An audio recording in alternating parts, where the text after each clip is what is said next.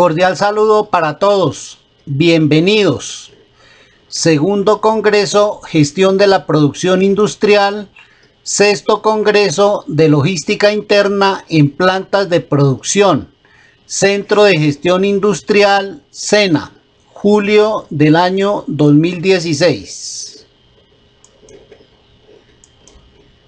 Ponencia: Evaluación financiera en la gestión de proyectos organizacionales.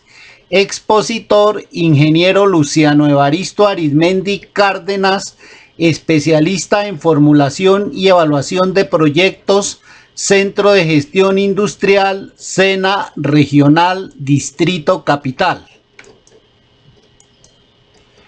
Antes de hablar de la evaluación financiera en la gestión de proyectos organizacionales, hablaremos brevemente de los tres periodos de un proyecto: el periodo de gestación, el periodo de implementación y el periodo de operación.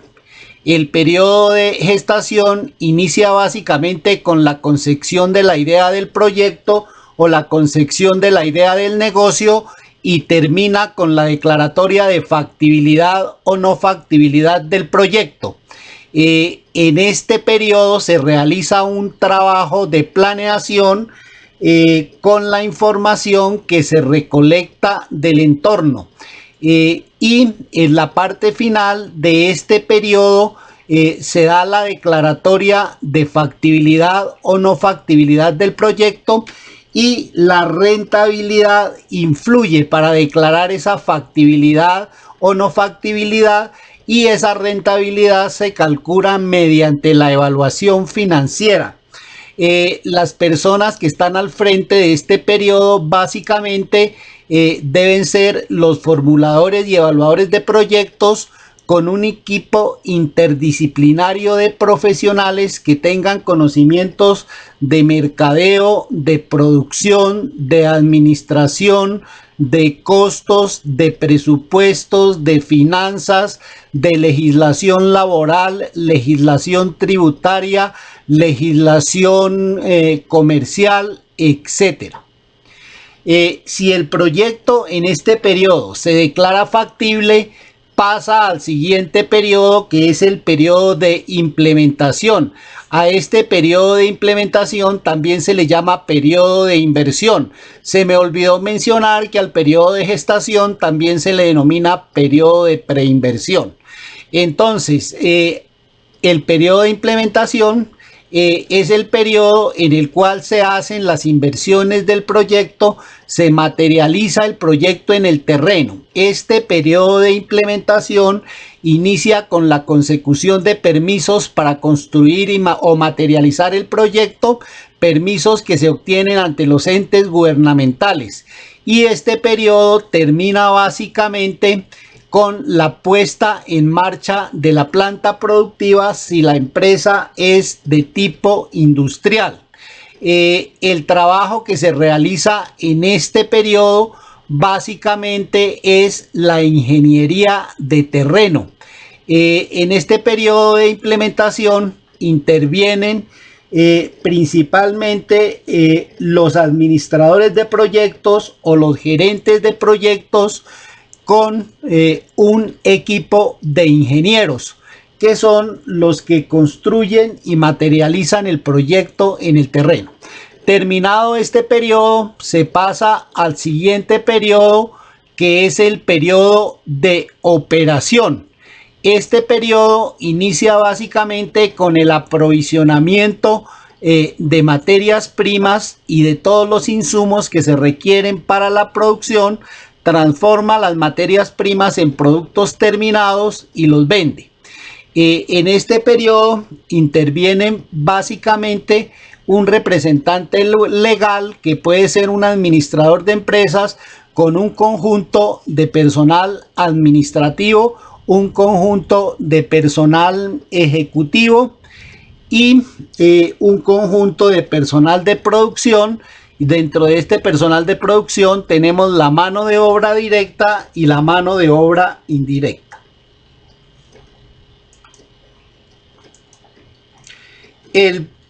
Periodo de gestación o preinversión comprende las siguientes etapas: concepción de la idea, que generalmente proviene de situaciones, problemas detectadas en diagnósticos que pueden ser de orden nacional, pueden ser de orden departamental, municipal, local, institucional, aunque hay otras situaciones que también dan origen a la concepción de ideas de negocio. La segunda etapa son los estudios preliminares y de prefactibilidad. El resultado final de estos estudios es seleccionar la mejor alternativa para desarrollar la idea, que pasa a los estudios de factibilidad. En estos estudios preliminares y de prefactibilidad se realizan los anteproyectos y se debe escoger el que contenga la mejor alternativa para desarrollar la idea. Los estudios de factibilidad, pues ahí es donde está localizada nuestra ponencia, que es evaluación financiera. Estos estudios de factibilidad son básicamente el estudio de mercado, el estudio técnico, el estudio administrativo, el estudio de costos, gastos e ingresos y la evaluación financiera. Es importante resaltar que en el estudio técnico comprende básicamente la localización de la planta productiva, la determinación de la capacidad productiva o tamaño del proyecto y la ingeniería del proyecto, que es básicamente el diseño de todo el proceso productivo y la distribución de planta.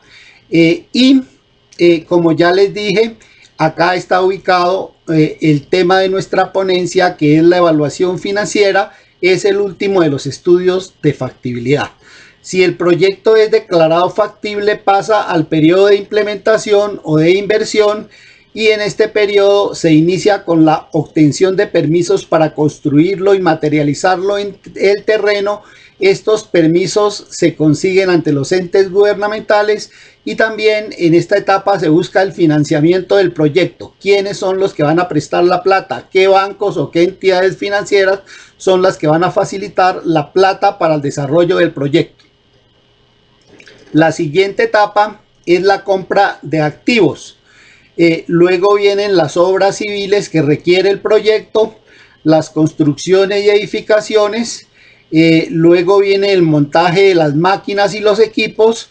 Después vienen las pruebas que es de ese montaje, las pruebas de la planta y la puesta en marcha de la planta.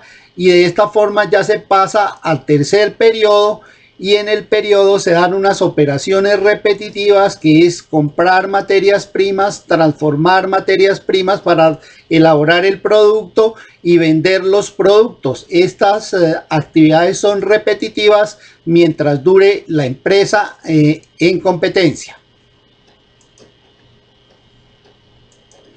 Y como estamos hablando de evaluación financiera de proyectos, es indispensable hablar de factibilidad del proyecto. La declaratoria de factibilidad es la que se da al final del periodo de gestación o de preinversión, y se necesitan dos declaratorias para poder declarar la factibilidad del proyecto. Se necesita que el proyecto sea viable, pero que también el proyecto sea rentable. Un proyecto puede ser viable pero no rentable, entonces no es factible. Para que sea factible, debe ser viable y también debe ser rentable. Viabilidad quiere decir que sea posible, que se logren conseguir todos los recursos que se necesitan, recursos de tipo humano, recursos de tipo material, recursos de tipo financiero. Se debe declarar la viabilidad del mercado del producto, es decir, que exista un mercado para el producto y que en ese mercado existan clientes con capacidad de pago para comprarlo, ya que estos proyectos son proyectos con ánimo de lucro. La viabilidad técnica hace referente a la tecnología que va a utilizar el proceso productivo, tecnologías semimecanizadas, mecanizadas, sistematizadas, automatizadas. etcétera, y que se consigan todas las máquinas y equipos relacionados con la tecnología que se va a implementar para el proceso productivo. La viabilidad legal y administrativa hace referencia a que el proyecto se pueda formalizar y legalizar ante los entes, ya sea de carácter nacional, departamental o municipal, entes de gobierno, ante los cuales se tramita la formalización y la legalización de toda empresa. Pues el producto debe ser un producto que esté permitido producirlo, no debe ser ningún producto prohibido para que se pueda formalizar y legalizar la empresa. Y la viabilidad de recursos financieros hace referencia a que los dueños del proyecto sean capaces de conseguir todo el dinero que requiere el proyecto. Dineros que pueden provenir de su bolsillo, de la consecución de socios, de inversionistas o de recurrir a los préstamos bancarios. Sin embargo, todo esto tiene sus límites y llegará un momento ya en que no se puede conseguir más dinero, entonces esto limitará el tamaño del proyecto si es muy grande, el tamaño que se requiere para atender las necesidades. Y la otra condición para declarar la factibilidad es la rentabilidad. La rentabilidad quiere decir que los dineros que se gastan en el proyecto, o mejor no que se gastan, sino que se invierten en el proyecto, deben rendir a una tasa satisfactoria para los dueños de ese dinero. Esa rentabilidad se puede medir en pesos o se puede medir en porcentaje, pero debe ser satisfactoria. En el proyecto se invierte dinero en activos y también se invierte dinero en capital de trabajo, y esas inversiones en los activos productivos y en el capital de trabajo debe rendir a la tasa satisfactoria y se mide en la evaluación financiera a través de métodos como el valor presente neto, la tasa interna de retorno, la relación beneficio-costo, que son los tres métodos más utilizados y son los que vamos a explicar en esta ponencia. Si hay tiempo, pues hablaremos de otros métodos como el de la tasa única de retorno y como el de la comparación de los beneficios anuales uniformes con los costos anuales uniformes.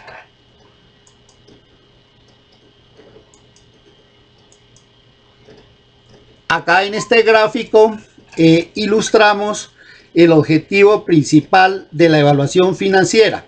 La evaluación financiera empieza con la consolidación del flujo de fondos, y el flujo de fondos es un estado financiero en el que se recoge toda la información que proviene de los estudios de mercado, técnico, administrativo, y que es cuantificable en pesos.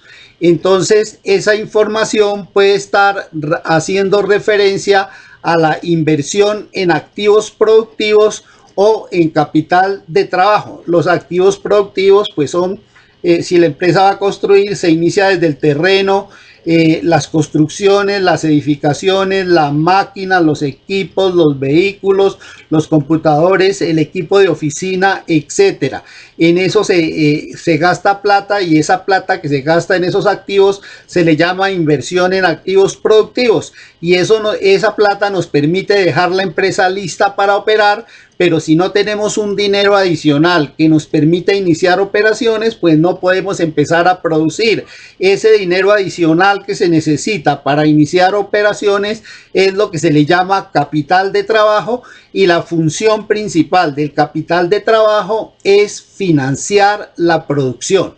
De tal manera que si consideramos esas dos clases de inversiones, la inversión en activos productivos y la inversión en capital de trabajo, esa plata se invierte en la empresa y esa plata debe rendir a una tasa satisfactoria, y esa tasa es la que va a medir la evaluación financiera, o no necesariamente es una tasa porcentual, sino también puede ser una cifra en pesos. Entonces la evaluación financiera se encarga de medir el rendimiento de los dineros invertidos en activos productivos y en capital de trabajo.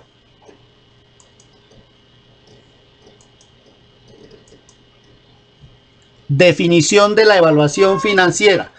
La evaluación financiera es un instrumento que permite medir la rentabilidad o utilidad o rendimiento de los dineros invertidos en activos productivos y en capital de trabajo para financiar la producción o la prestación de servicios al iniciar operaciones en las organizaciones empresariales. Esta evaluación financiera pues se practica en empresas industriales, también en empresas de prestación de servicio, también en empresas comerciales, en empresas mineras, en empresas agrícolas, en empresas pecuarias. En cualquier tipo de empresa se puede hacer evaluación financiera y su objetivo siempre es medir la rentabilidad de los dineros invertidos en el proyecto. Requerimientos para la evaluación financiera. Entonces, para la evaluación financiera requerimos tener un flujo de fondos. Requerimos fijar una tasa mínima atractiva de rendimiento y requerimos los métodos de evaluación financiera que nos permiten medir la rentabilidad o el rendimiento de los dineros invertidos. Los flujos es un estado financiero en el que se recoge toda la información cuantificable en pesos, tanto de los ingresos como de los egresos que se generan por la operación del proyecto. La tasa mínima atractiva de rendimiento es una tasa que nos sirve de referencia para saber si los rendimientos que nos está dando el proyecto son satisfactorios o no, y esa tasa es la que esperan los dueños del dinero obtener como compensación por la inversión. Y los métodos de la evaluación pues es los que nos permiten medir esa rentabilidad en pesos o en porcentaje. El término de tasa mínima atractiva de rendimiento o de rentabilidad aparece con otros nombres. Por ejemplo, podría ser también la tasa mínima aceptable de rendimiento o rentabilidad, o podría ser también la tasa de interés de oportunidad. Depende del libro y los autores que consultemos. A continuación vamos a hablar del flujo de fondos netos en efectivo. En este flujo encontramos dos clases de flujos muy importantes. El flujo neto de inversión, que es lo que se gasta para la inversión inicial del proyecto, y está representando básicamente los dineros que aportan los socios o los dueños del proyecto de su bolsillo, y está el flujo, los flujos netos operacionales, que son los flujos que se dan año por año en la operación del proyecto y resultan de restar de todos los ingresos del año, todos los egresos del año. Entonces, miremos la definición de flujo de fondos netos. Es un estado financiero en el que se registran todos los ingresos y los egresos derivados de la operación del proyecto en el momento en que se hacen efectivos. La diferencia entre ingresos y egresos da origen a los flujos fondos de netos. Miremos a nivel general cuáles son los ingresos de un proyecto. Entonces, dentro de los ingresos de un proyecto tenemos los ingresos operacionales por venta del producto, pero también tenemos los ingresos por cierre del proyecto. Mientras que los ingresos operacionales por venta del producto se dan año por año, los ingresos por cierre del proyecto, solo se dan en el último periodo. Cuando vamos a practicar una evaluación financiera, siempre se hace sobre el supuesto que el proyecto se va a acabar a lo largo de o al final del periodo de planeación del proyecto. Asumimos entonces que la empresa en ese momento se acaba, y asumimos que se van a vender todos los activos que tenía la empresa y asumimos que se va a recuperar el capital de trabajo. A ese dinero recaudado por la supuesta venta de activos y por la supuesta recuperación del capital de trabajo es lo que llamamos ingresos por cierre del proyecto, y estos ingresos se cargan al flujo y forman parte de los rendimientos o de la rentabilidad del proyecto. Los ingresos operacionales, como ya les dije, se registran año por año por las ventas del producto. Ahora miremos cuáles son los egresos que se deben contemplar en el flujo de fondos. Entonces, dentro de los egresos tenemos el costo de producción, y el costo de producción está subdividido en tres elementos principales: el costo de las materias primas directas, los costos de la mano de obra directa y los costos indirectos de fabricación del producto. Todos esos son egresos que tiene la empresa, pero también son egresos los gastos de distribución y ventas del producto, también son egresos los gastos de administración del proyecto o de la empresa, y también son egresos los gastos financieros. Si sumamos todo eso, obtenemos la totalidad de los egresos, y ya anteriormente habíamos mostrado los ingresos, los cuales también se totalizan, y en resumen, un proyecto, el resultado final de un proyecto o resultados importantes finales de un proyecto es totalizar los ingresos y totalizar los egresos.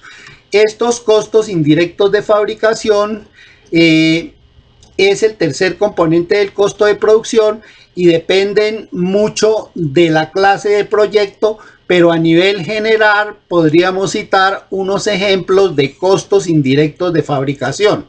Entonces, dentro de esos costos indirectos de fabricación tenemos los costos por materia prima indirecta, los costos por mano de obra indirecta, los servicios industriales, los costos por dotaciones y elementos de seguridad, los costos por la depreciación y amortización de los activos.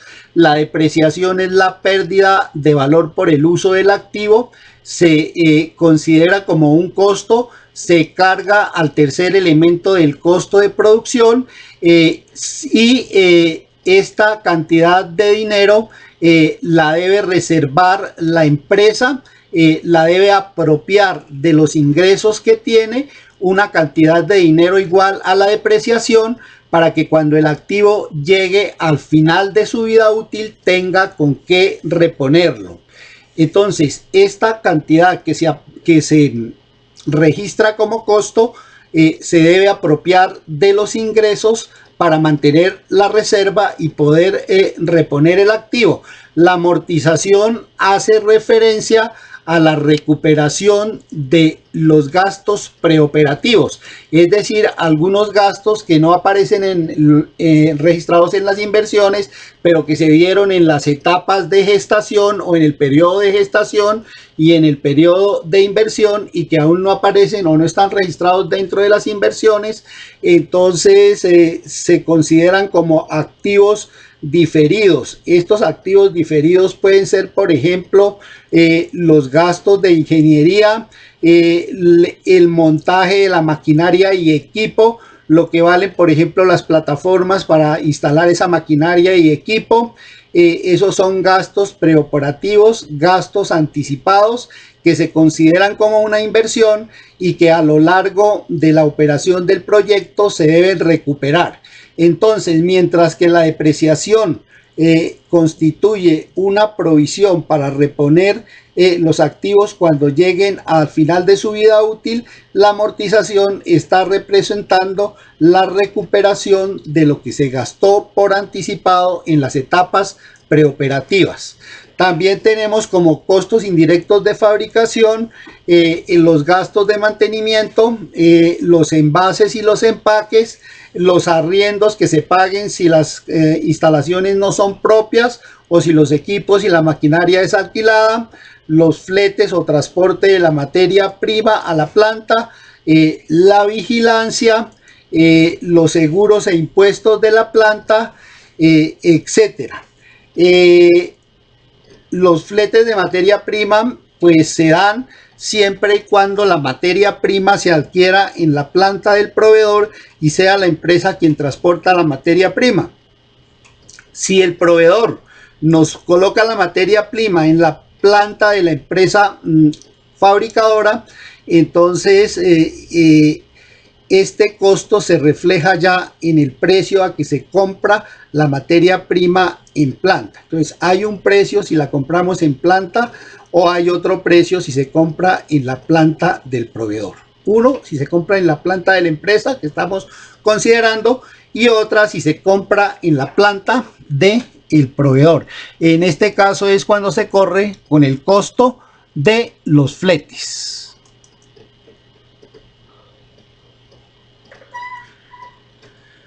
Ahora vamos a ver un flujo de fondos.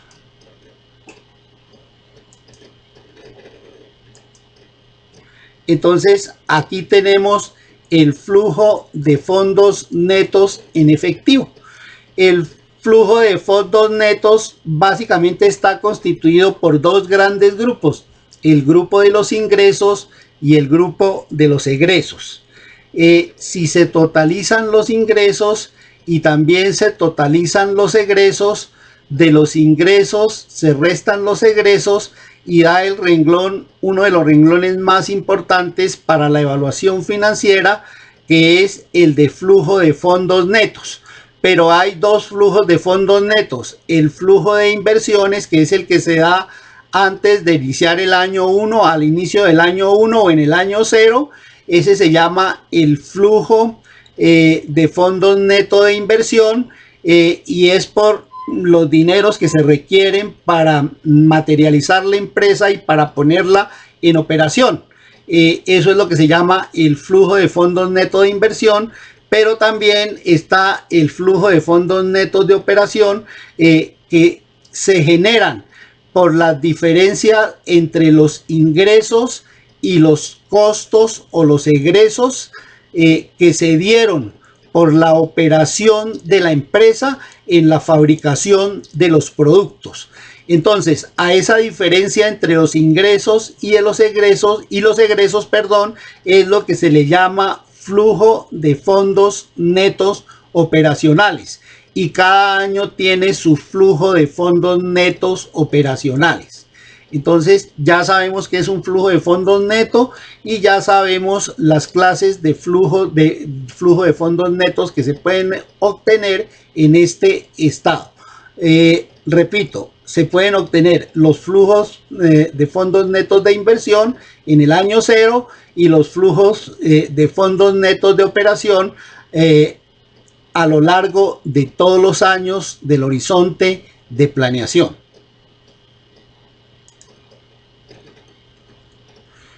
Ya está especificado entonces lo de flujo de fondos netos de inversión y lo de flujo de fondos netos operacionales. El otro requerimiento para la evaluación es la tasa mínima atractiva de rendimiento o rentabilidad. Esta tasa es un punto de referencia para saber si el proyecto es rentable o no es rentable, si nos está generando una utilidad satisfactoria o no nos está generando una utilidad satisfactoria. Entonces, esta tasa mínima atractiva de retorno se debe considerar tanto para el inversionista si el proyecto no hace uso de los créditos, es decir, no saca préstamos bancarios, pero también se debe considerar esta tasa si el proyecto genera o realiza o adquiere préstamos bancarios. Se debe utilizar la tasa adecuada según el caso, es decir, si el proyecto es con financiamiento o si el proyecto es sin financiamiento.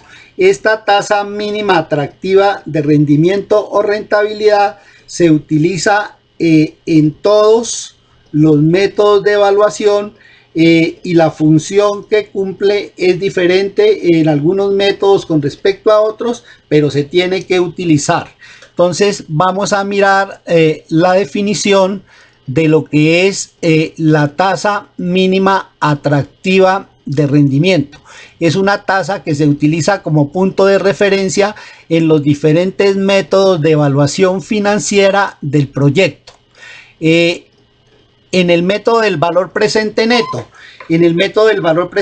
¿para qué se utiliza esta tasa? En vez de leer, voy a explicar, de pronto así sea más fácil. En el método del valor presente neto, esta tasa se utiliza para traer a valor presente los flujos netos de operaciones de cada año.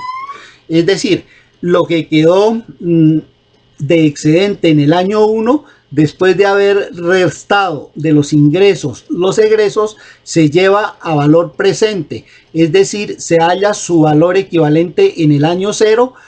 Y para ese desplazamiento se utiliza la tasa utilizando fórmulas financieras. Entonces, lo que nos permite aquí es hallar el valor descontado de los flujos de fondos netos de cada año. Descontado quiere decir que se halló su valor equivalente en pesos del año 0.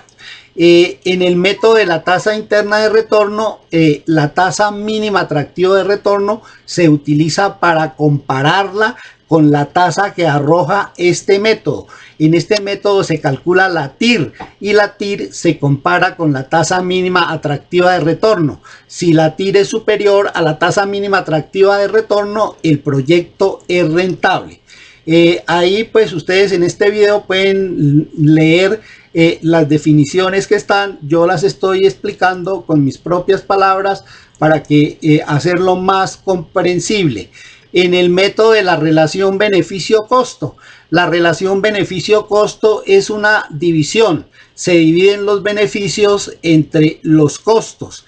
En este caso, la tasa mínima atractiva de retorno se utiliza para traer a valor presente o a pesos del año 0 todos los beneficios, y también hallar el valor presente de los costos o traerlos a pesos del año 0.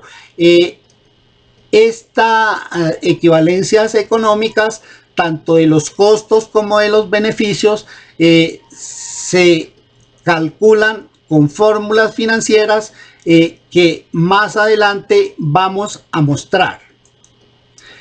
En el método de la tasa única de retorno, la tasa mínima atractiva se utiliza para compararla con la tasa única de retorno. El papel que cumple acá la tasa mínima atractiva de retorno es similar al que cumple con la TIR. Acá sirve la tasa mínima atractiva de retorno como punto de comparación con la tasa única de retorno.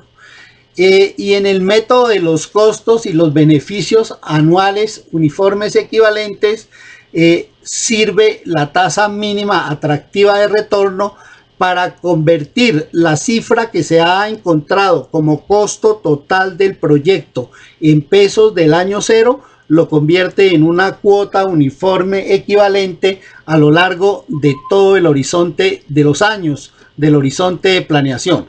Igualmente los beneficios también los transforma en una cuota uniforme. Entonces las tasas de interés, la tasa mínima atractiva de retorno es una tasa que reemplaza la tasa de interés y que permite hallar las equivalencias del dinero en el tiempo, y se aplica de la forma que ya se explicó en cada método. Dijimos que había dos tasas mínimas atractivas de retorno. La tasa mínima atractiva de retorno para el inversionista se utiliza en proyectos puros. Se consideran proyectos puros aquellos proyectos que no hacen uso del crédito bancario. Y en este caso, esta tasa, para ser objetivos, se puede calcular en función de la inflación y en función del porcentaje de riesgo o premio de riesgo. Para la inflación se toma el promedio de los próximos 5 años o de los años que se haya considerado la planeación, 10, 15, 20, pero lo recomendable es proyectar o planear los proyectos a 5 años. Entonces, en este caso, la inflación será la promedio para los próximos 5 años. El porcentaje de riesgo es un porcentaje que se le exige al dinero invertido en el proyecto por el riesgo que se corre de invertirlo. Ningún proyecto o empresa está exenta de fracasar. Entonces, por ese riesgo que se corre, se le exige una mayor rentabilidad al dinero. Y el tercer término es el producto de los dos anteriores. Esta es la tasa que se utiliza en la evaluación financiera cuando el proyecto no hace uso de los créditos o los préstamos bancarios. En este caso, el dinero proviene todo del bolsillo de los dueños. Cuando el proyecto hace uso del crédito bancario, entonces se utiliza la tasa mínima atractiva de rendimiento. Y esa tasa mínima atractiva de rendimiento promedio se llama exactamente promedio ponderado, se calcula con la fórmula que estamos mostrando. Es igual a los aportes que hicieron los socios para el proyecto dividido entre la inversión total del proyecto multiplicado por la tasa mínima atractiva de retorno del inversionista, que es la que se calculó aquí anteriormente, más los créditos, que son los dineros que prestaron los bancos, dividido entre la inversión total del proyecto multiplicado por la tasa bancaria. Entonces, cuando el proyecto hace uso del crédito bancario, esta es la tasa que se tiene en cuenta para la evaluación financiera. Sin embargo, las personas dueñas de los proyectos, si no quieren utilizar el criterio de la tasa mínima atractiva de retorno para el inversionista o de la tasa mínima atractiva de retorno promedio ponderada, pues pueden fijar su propia tasa, lo que quieren que el proyecto les rinda. En ese caso, la determinación de esa tasa sería subjetiva, porque aquí se están teniendo en cuenta unos parámetros que la hacen más objetiva, unos parámetros o unos indicadores económicos que la hacen más objetiva, pero si la quieren fijar de forma subjetiva, también lo pueden hacer. Estas fórmulas las vamos a aplicar a continuación para ilustrar el ejemplo de estas tasas. Entonces, acá tenemos el cálculo de la tasa mínima atractiva de retorno. Se asumió un préstamo con una tasa bancaria del 30%. Se asume que la inflación promedio para los próximos 5 años va a ser del 10%. Se asume que el porcentaje de riesgo se considera el 12%. Este porcentaje de riesgo es recomendado por Gabriel Vaca Urbina, uno de los autores de uno de los buenos libros de formulación y evaluación de proyectos. Él sugiere que ese porcentaje se considere entre el 10 y el 15%, sin embargo no es una camisa de fuerza, se puede considerar un porcentaje menor al 10 o mayor al 15%, dependiendo del riesgo que tenga el negocio en el que se está invirtiendo el dinero. Hay algunos negocios que pueden fracasar más fácilmente que otros, entonces ese porcentaje se toma de acuerdo a ese riesgo de fracaso que pueda llegar a tener el negocio que nace del proyecto. También se estimó que los activos fijos y diferidos para este proyecto son de 490 millones y se necesita un capital de trabajo de aproximadamente 91 millones y la suma de los dos da por el orden de los 581 millones y se obtuvo un préstamo bancario de 250 millones. Entonces, de esta manera, si sumamos los activos fijos más el capital de trabajo, eso nos da 581 millones de pesos, serían los requerimientos de dinero, o sea, sería la inversión total del proyecto, pero si a esa inversión total del proyecto le restamos el dinero que nos prestaron, que son 250 millones, quedan 331 millones, que sería el dinero que tienen que aportar directamente los dueños del proyecto. aunque los requerimientos de dinero eran de 581 en total, como se sacó el préstamo bancario de 250, entonces del bolsillo de los socios salen 331 y eso es lo que se llama el flujo de fondos netos de inversión que se registra en el año cero. Aplicando las fórmulas que vimos anteriormente, obtenemos que la tasa mínima atractiva de retorno para el inversionista es de 23.20 y la tasa mínima aceptable de rendimiento es de 26.12%. Como en este caso el proyecto hizo uso del crédito bancario, la tasa que se debe considerar en la evaluación es del 26.12%.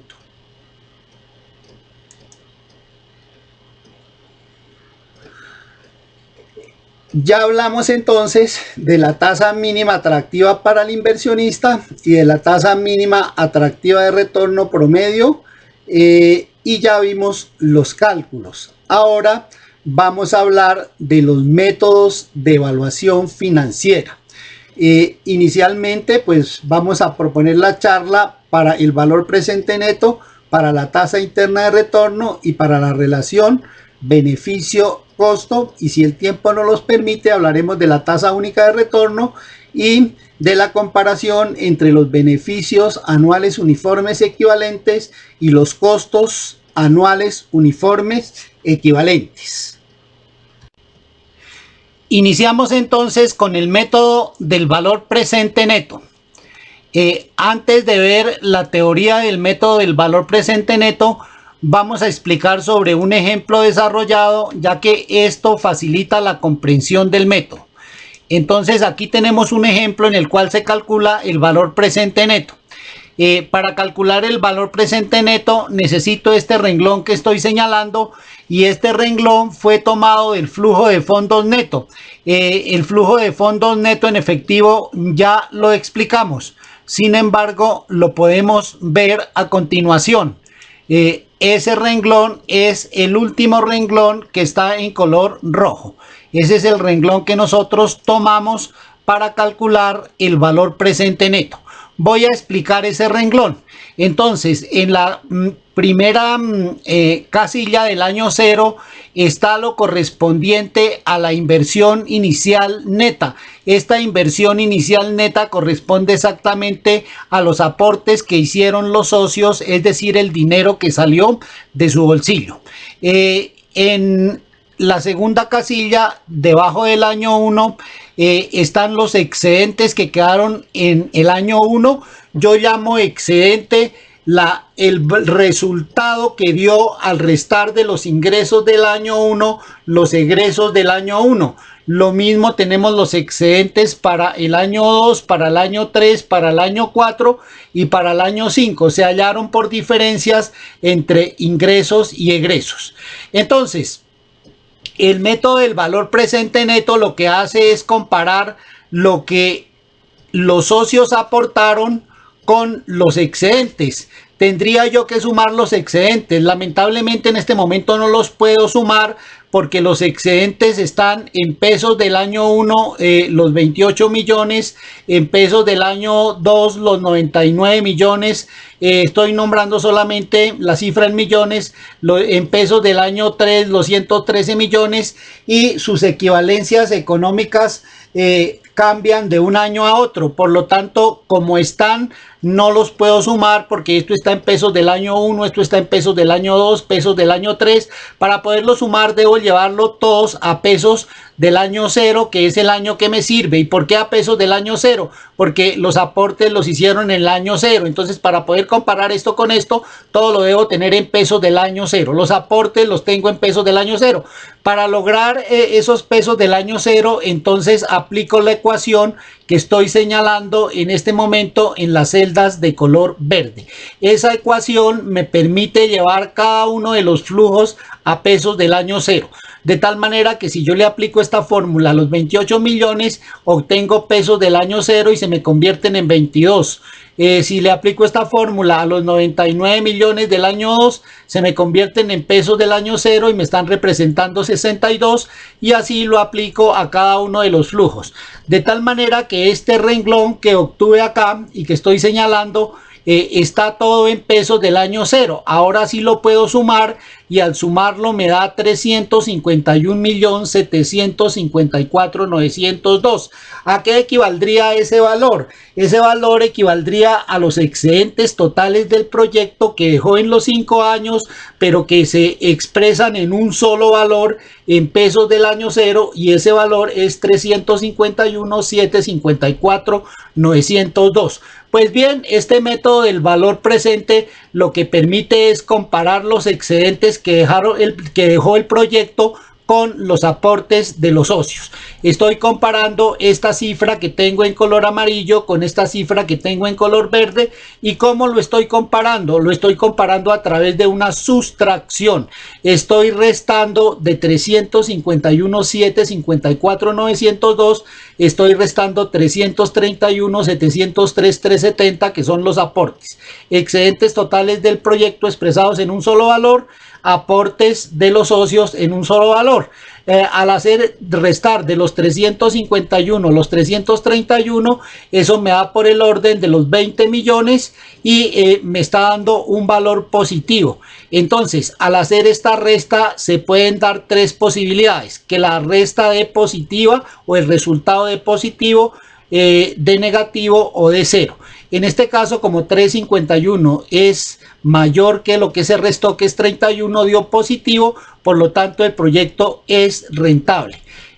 Si hubiera dado negativo, es decir, este valor hubiera sido menor, entonces hubiera dado negativo, en ese caso el proyecto no es rentable.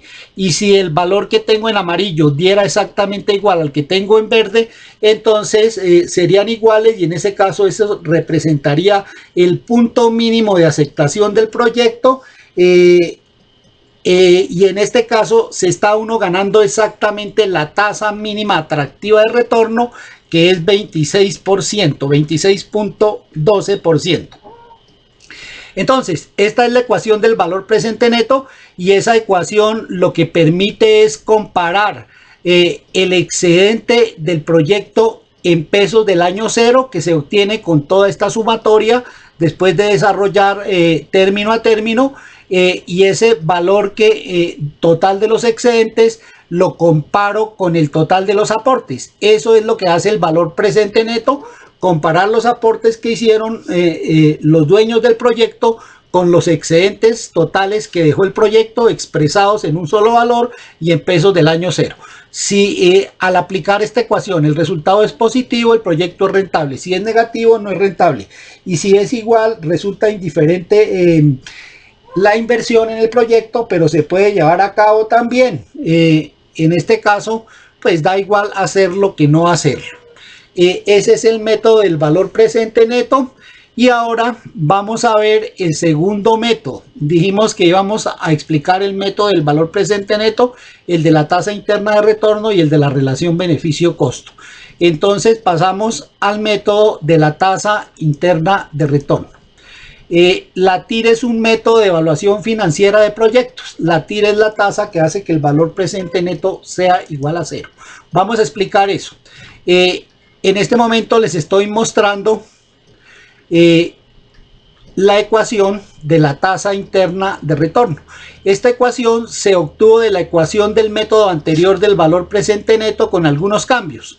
Este valor presente neto se calculaba en el método anterior. Aquí se asume que este valor presente neto va a ser 0, por eso se le escribió 0. Y el otro cambio que se le hizo es que en el denominador de los términos del lado de la derecha, en lugar de ir la tasa mínima atractiva de retorno, ahora va la tasa interna de retorno. Y de esta manera se obtiene la ecuación de la TIR. La inversión inicial neta sigue siendo la misma y siguen siendo los aportes de los socios. Entonces, de esta nueva ecuación conocemos todos los términos. El primer valor es 0. La inversión inicial neta sigue siendo la misma del método del valor presente neto. Los flujos de fondos neto van a ser los excedentes. Este FFN1 es el excedente que dejó el proyecto en el año 1, excedente que dejó el proyecto en el año 2 y así sucesivamente.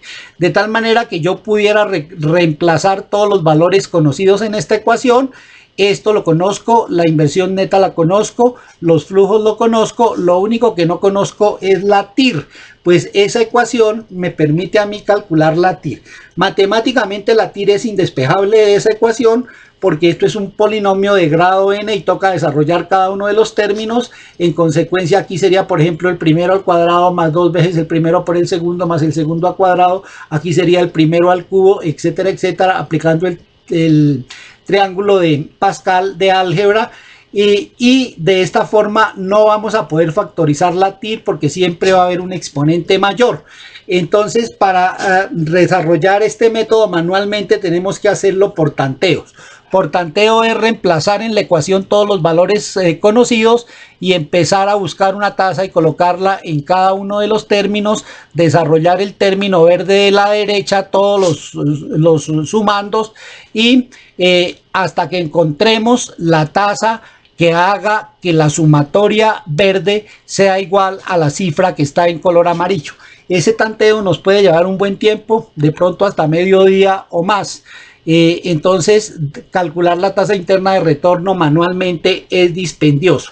Para calcular esta tasa interna de retorno debemos recurrir a una calculadora financiera que en cuestión de 1 minuto o 2 minutos o menos nos calcula la tasa interna, o debemos recurrir a Excel también, que en cuestión yo diría de menos de 1 minuto nos calcula la tasa interna de retorno.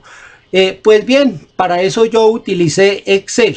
Este renglón es el que tomo del flujo de fondos neto, ya lo habíamos explicado, del estado financiero que se llama flujo de fondos neto, ya lo expliqué en el método anterior, lo vuelvo a explicar. Estos son los aportes de los socios, este es el excedente que dejó el proyecto en el año 1, excedente en el año 2, en el año 3, y los excedentes se calculan restando de los ingresos del año 1, los egresos del año 1 y así para el año 2. Siempre en cada año es ingresos menos egresos. Entonces, aprovechando este renglón, yo utilicé Excel y Excel con la fórmula que trae me arrojó que la tasa interna de retorno es 28.1233. Como ustedes podrán ver, es mayor que la tasa que esperábamos ganarnos. Y la tasa que esperábamos ganarnos era del 26.12, que es la tasa mínima atractiva de retorno. Por lo tanto, el proyecto es rentable. Aquí está la interpretación. Si la TIR es mayor que la TMAR, el proyecto es rentable. En este caso, 28 es mayor que 26, luego el proyecto es rentable. Si la TIR es menor que la tasa mínima atractiva de retorno, el proyecto no es rentable. Y si es igual, es el punto mínimo de aceptación, por lo tanto, el proyecto se puede llevar a cabo si se quiere. Es indiferente invertir o no invertir. En este caso, pues si se fijó esa tasa es porque el dinero que se tiene está ganando esa rentabilidad. Se podía utilizar en esos otros negocios que dan esa rentabilidad, o se podría invertir la plata en el proyecto que estamos considerando. Entonces ahí la inversión resulta indiferente. Pues bien, con la ayuda de este renglón yo calculé la tasa que me dio 28. Como ya conozco la tasa, ahora voy a reemplazar todos los valores en esta ecuación, porque ahora sí ya los conozco absolutamente todos, para comprobar que esta ecuación se cumple, para comprobar que esta ecuación es cierta. Entonces, utilizando esta tasa de 28 y estos términos que tengo en las celdas de color verde, encontré que el 28 se me convirtió en 22, el 99 en 60, el 113 en 54 al aplicar cada una de las fórmulas que estoy mostrando. Y como esto ya está en pesos del año 0, porque cuando yo estoy dividiendo aquí por 1 más la tasa elevado a la n, lo estoy trayendo a pesos del año 0, acá estoy llevando esto a pesos del año 0, acá esto al dividir estoy llevando esto a pesos del año 0, entonces este renglón ya lo tengo en pesos del año 0. Como lo tengo en pesos del año 0, puedo sumar y me sumó exactamente 331.703.370,50.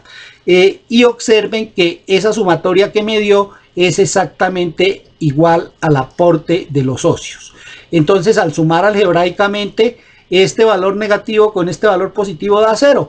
lo que me indica que la ecuación se está cumpliendo. Por lo tanto, estoy reafirmando que la tasa interna de retorno es 28%. Eso quiere decir que la rentabilidad del proyecto calculada por el método de la tasa interna de retorno es del 28.1233%. Luego el proyecto es rentable porque el 28, que es la TIR, es mayor que 26, que es la tasa mínima atractiva de retorno, y es la que esperábamos ganarnos. Entonces ya llevamos la evaluación por dos métodos, por el valor presente neto dio rentable y por la TIR también dio rentable. Vamos a explicar pues el tercer método que dijimos íbamos a considerar, que es la relación beneficio-costo. La relación beneficio-costo es un método de evaluación financiera de proyectos. Compara por medio de una división el valor de los beneficios o ingresos totales en valor presente con los costos totales en valor presente. En el método primero que vimos, que era el de valor presente neto, comparábamos dos números a través de la resta. Acá lo que vamos es hacer a comparar dos números a través de la división. Los dos números que vamos a comparar son los beneficios, el valor presente de los beneficios totales del proyecto con el valor presente de los costos totales del proyecto. Tenemos que mirar cómo se calcula este valor presente de los beneficios y este valor presente de los costos. Se utilizan las mismas ecuaciones que utilizamos en el BPN y en la TIR, pero solamente que ya no se va a trabajar con los flujos de fondos, no se va a trabajar con los flujos de fondos netos, sino que en lugar de los flujos se van a utilizar en esta ecuación los ingresos y en esta otra ecuación los costos. Aquí lo que estoy es calculando los ingresos de cada año, todos los estoy convirtiendo a pesos del año cero, y cuando los tengo todos en pesos del año cero puedo sumar toda la ecuación y entonces me da el total del valor presente de los beneficios, que es el que llevo a esta fórmula. Y acá hago lo mismo pero con los costos. Entonces aquí estoy llevando a valor presente todos los costos año por año, y después de que estén en valor presente los sumo, y ese es el valor presente de los costos operacionales. Estos son ingresos operacionales, estos son costos operacionales, pero recuerde que ingresos operacionales no hay en el año cero. Pero en el año cero sí hay otros costos diferentes a los costos operacionales, pero de todas maneras son egresos. Por lo tanto, a esta sumatoria de los costos operacionales tengo que sumarle los costos de inversión. Entonces, después de aplicar la ecuación y obtener un resultado, le sumo los costos de inversión y eso me da el total del valor presente de los costos. Ya tengo los dos términos. Entonces ahora divido el valor presente de los costos, lo divido entre, el valor presente de los beneficios lo divido entre el valor presente de los costos, y eso me da la relación beneficio-costo. Si este resultado de dividir el valor presente de los beneficios, que son los mismos ingresos, o sea, valor presente de los beneficios es igual a valor presente de los ingresos, si ese valor presente de los beneficios lo divido entre el valor presente de los costos y ese resultado me da mayor que 1, el proyecto es rentable. Si me da menor que 1, el proyecto es no rentable. Y si me da igual, quiere decir que es el punto mínimo de aceptación del proyecto, y si lo quiero hacer se puede ejecutar o se puede implementar el proyecto. Si no lo quiero hacer, resulta indiferente la inversión, pero es el punto mínimo de aceptación del proyecto. Entonces ese es el principio del método de la relación beneficio-costo. Vamos a ver un ejemplo de la relación beneficio-costo. Estos valores fueron tomados todos del flujo de fondos. Anteriormente hablamos del estado de flujo de fondos en efectivo. Entonces de allá tomé el renglón de los ingresos, de allá tomé el renglón del flujo de fondos netos. Este mismo renglón fue el que utilicé en el método del valor presente, y este mismo renglón fue el que utilicé en el método de la tasa interna de retorno, y aquí en el método de la relación beneficio-costo también me sirve ese valor. Entonces, si al total de los ingresos operacionales le resto los costos, los flujos de fondos netos, obtengo los costos netos. Entonces acá será ingresos menos el flujo de fondos netos me da el total de egresos. Entonces, los dos renglones que me sirven para calcular la relación beneficio-costo es el total de los ingresos y el total de los egresos. Pero no los puedo sumar directamente, ya hemos explicado por qué. Toca llevar cada término de estos a valor presente, y para llevarlos a valor presente pues utilizamos las fórmulas que vimos en la diapositiva anterior, de tal manera que este es el renglón de los ingresos. Si le aplico esa fórmula, este término que está por el orden de los 557 millones, al llevarlo a pesos del año 0, se me convierte en 442. Este que está por el orden de los 664 se me convierte en 417, y así sucesivamente. Como este renglón ya lo tengo, ingresos todos en pesos del año 0, lo sumo y me da un total de 1.930.376.024.5. Ese sería el total de los ingresos de todo el proyecto durante los 5 años, pero expresado en un solo valor y en pesos del año 0. Lo mismo hago con el renglón de los egresos o de los costos. Estos 528, al aplicarle la fórmula, se me convierten en 419. Estos 564 se me convierten en 355, y así sucesivamente, de tal manera que este valor está representando los costos años por año, pero ya llevados a pesos del año 0. Como están en pesos del año 0, los sumo, y entonces eso me da un total de 1.578 millones. Estos son ingresos operacionales y estos son costos operacionales, pero recuerden que además de los costos operacionales tenemos los costos de inversión. Por el tanto, a este total de costos operacionales, que es de 1.578, le sumo los costos de inversión, y entonces obtengo un total de costos de 1.910 millones de pesos. Entonces, estos dos valores que están en color amarillo son los que me sirven para calcular la relación beneficio-costo.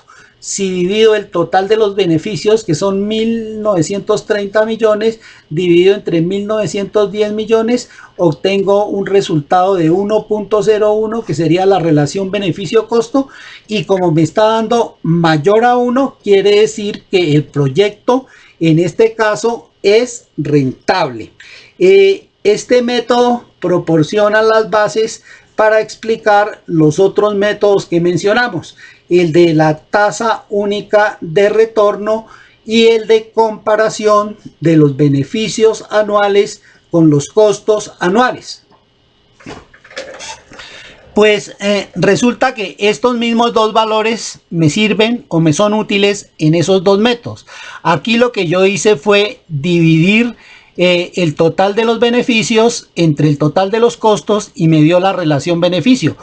En el método donde comparo el costo anual uniforme equivalente con el beneficio anual uniforme equivalente, ya no los voy a dividir, sino que voy a convertir este valor de beneficio en 5 cuotas iguales a lo largo del horizonte del proyecto. Y este valor de los costos también lo voy a convertir en 5 cuotas iguales a lo largo del horizonte del proyecto. Entonces, si la cuota que yo calculé para beneficio es mayor que la cuota que yo calculé para los costos, el proyecto es rentable. Como en este caso los beneficios son mayores que los costos, pues es obvio que la cuota de los beneficios va a ser mayor que la cuota de los costos. Por lo tanto, el proyecto resulta rentable, y este es el método de comparar los beneficios anuales con los costos anuales. Vamos a verlo. Entonces, mire, aquí tengo los mismos dos valores que tenía en la relación beneficio-costo. Total de beneficios 1.930 millones, total de costos. En la relación beneficio-costo dividía este número entre este. Acá lo que voy es a convertir este en una cuota uniforme distribuida a través de los años del horizonte de planeación del proyecto, en este caso 5. Es decir, es de este 1.030.000 voy a sacar 5 cuotas iguales. ¿Cómo calculo esas cuotas? Con esta fórmula. Mire, esto es beneficio anual uniforme igual a valor presente de los beneficios, que es este, y reemplazo en la fórmula y entonces eso me da una cuota de 734. Esa es la cuota uniforme y esa cuota corresponde a cada uno de los años desde el 1 hasta el 5. Lo mismo obtengo una cuota anual uniforme con los costos. Entonces esto es costo anual uniforme equivalente, aplico la fórmula y la cuota anual uniforme equivalente me da de 726. Entonces, como la cuota de los beneficios es de 734 y la de los costos es de 726, el proyecto es rentable. Ahora, estos mismos dos valores los utilizo también para el otro método que nos falta, que es el de la tasa única de retorno. Vamos a ver ese método de la tasa única de retorno. Entonces, observen que acá tengo el método de la tasa única de retorno y tengo los mismos dos valores, pero acá ya no se va a dividir el uno entre el otro, así como están, ni se van a convertir en cuotas uniformes, sino que se va a aplicar esta fórmula. Y esta fórmula es dividir el valor futuro de los beneficios sobre el valor presente de los costos elevado a la 1 sobre n, donde n son los años del horizonte del proyecto, que son 5. Entonces, de esta ecuación, ¿yo conozco el valor presente de los costos? Sí. En el método de la relación beneficio-costo lo hallamos. ¿Conozco n? Sí, son 5. ¿Conozco el valor futuro de los beneficios? No lo conozco. Entonces tengo que hallar este valor futuro de los beneficios. Pero como tengo el valor presente de los beneficios, a partir de ese valor presente de los beneficios, lo puedo hallar aplicando esta fórmula. Mire, valor futuro de los beneficios va a ser igual al valor presente de los beneficios, que es este, factor de 1 más la tasa mínima atractiva de retorno, elevado a la n. N es 5. De tal manera que esta fórmula la aplico acá y obtengo que el valor futuro de este millón, de estos 1.930 millones son 6.160 millones y ya tengo el valor futuro. Entonces ahora sí ya conozco este término, aplico la fórmula y entonces al aplicar esa fórmula obtengo que la tasa única de retorno denominada TUR es del 2639. Aquí apliqué esta fórmula y estoy obteniendo que la tasa es del 2639. Esa tasa se compara con la tasa mínima atractiva de retorno. La tasa mínima atractiva de retorno es 2612, mientras que la TUR es 2639. La TUR es mayor, luego el proyecto es rentable. Si es menor, entonces el proyecto sería no rentable, y si es igual, es el punto mínimo de aceptación.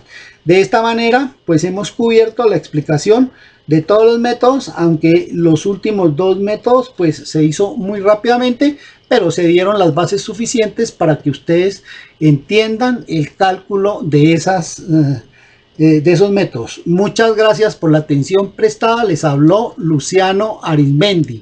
Les deseo un feliz día. Hasta pronto.